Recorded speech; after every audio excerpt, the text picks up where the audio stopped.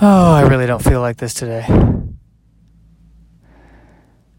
Even that was pre-planned, what I just did right there. I thought, I don't know what I'm going to say. Then I thought, I don't feel like doing this today.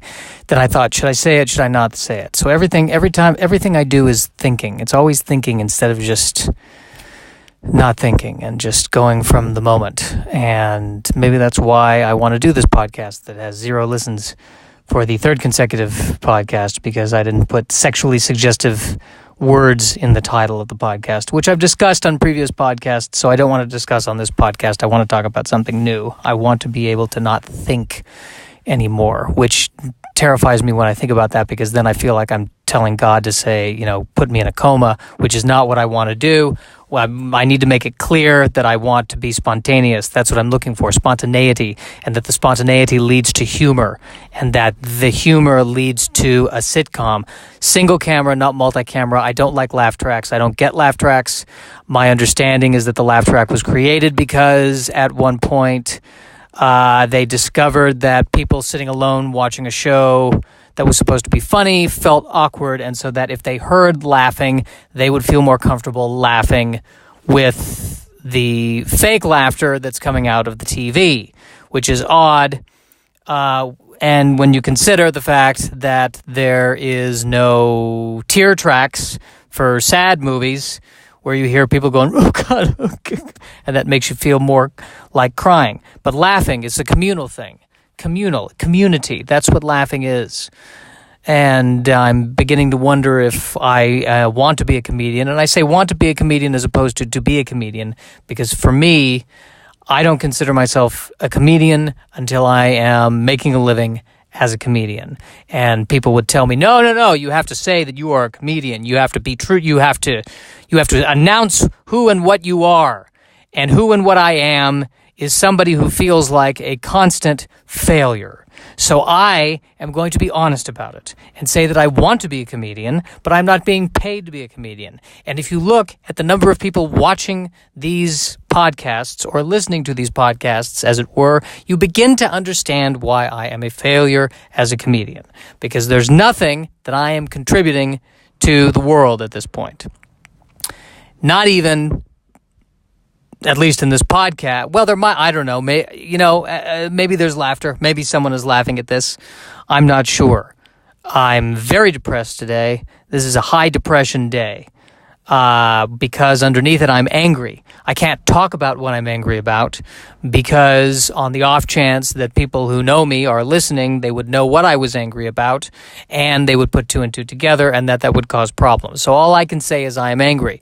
But at the end of the day, it doesn't matter what I'm really angry about, because I find that I always manage to be angry about something no matter what is going on, which begins to show me that the fact is I'm putting myself in a place of anger. That's what other people tell me. You're putting yourself in a place of anger, Josh. You're controlling this. It's how you react to things. It is how you react to things. If you reacted wonderfully to things, then your life would be a gem. It would be fantastic. It would be beautiful if you had a brilliant way of reacting to things. I don't react well to things.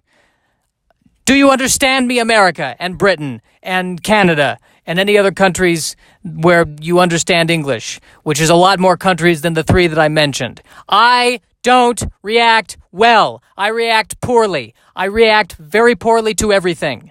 I react poorly. You can give me a compliment, I'll punch you in the face because I'm assuming that you're giving me an insult. I won't literally punch you in the face because then I would feel guilty about punching you in the face and be afraid of being sued. But I want to punch you in the face. There's a woman who's jogging right now. An attractive woman who's jogging. And I'm not going to do anything about it. I'm not going to say anything to that woman because women don't want to be bothered. Maybe there's some women out there who are looking for a kind of guy. I am not the guy that these women are looking for. How do I know? I have a pretty good hunch. Because I'm not happy. I don't know, because I don't want to put on a show. I don't want to put on a show. That's what it is.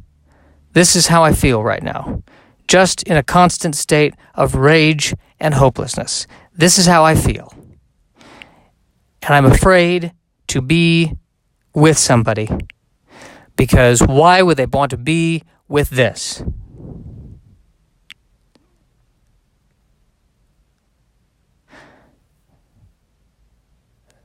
The irony is, I'm trying to think, would I want to be with someone like this if the roles were reversed? Would I want to be with someone who felt this way all the time? And I'm fine. Here's the thing. I don't want to be with someone who's overly happy. I know that. I want to be with somebody who has a touch of what I have, a touch of whatever this is. And I know it's a big part of this is me obsessing and making it worse in my head than it has to be. And then accompanying this with feelings of guilt and feelings of shame and feelings like it's all my fault. And then I get mad because no, it's not always all my fault. Life is not always all my fault. But it's how you react to it. It's like the song says, life is not getting what you like, it's liking what you get. And what pisses me off about that song is that it is sung by people who have gotten so much because they are so successful. Of course they like what they got.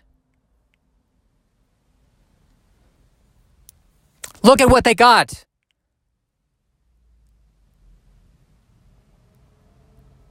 On the other hand, I don't know, maybe they hate what they got. I don't know, maybe they wanted to be the people who made Star Wars. I don't know. I doubt it. I'm pretty sure I'm talking about the Rolling Stones. I don't know. I could Google it. I don't feel like Googling right now. I'm very angry.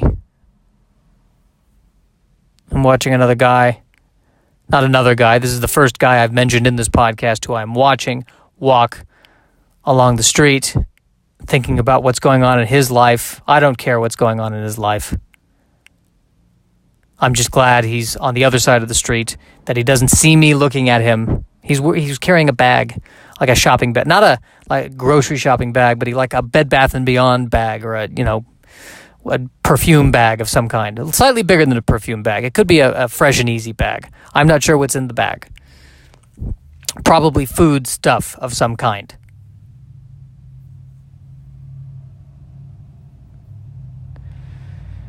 Now the problem is that this is supposed to be funny. And I keep saying to myself, well, just don't worry about being funny. Be authentic. Be authentic. Authenticity. And then I think of Seinfeld saying, who cares about authenticity? What's the deal with authenticity? That's not exactly how he said it, but let's be honest. That's how we think he said it. Now I'm afraid that he's going to hear this, but I don't think he's going to, because it has 0 views. There's no possible way that he could hear this. And if he is hearing this, anything special I should say to him? Well, clearly this is what happens when somebody does not work on the jokes before they do the podcast. I would be shocked if he was still listening this far ahead. I would be shocked if anyone was listening this far ahead. That's the kind of mood I'm in. It's going to be one of these depressing podcasts.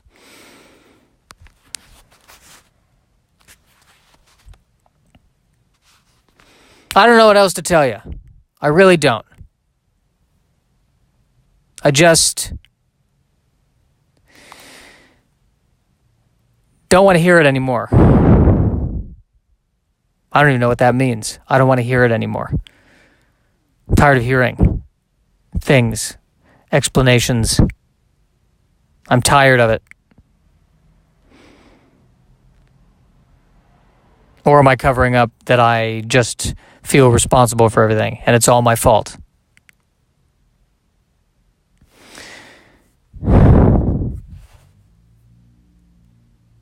I don't know what to make of it.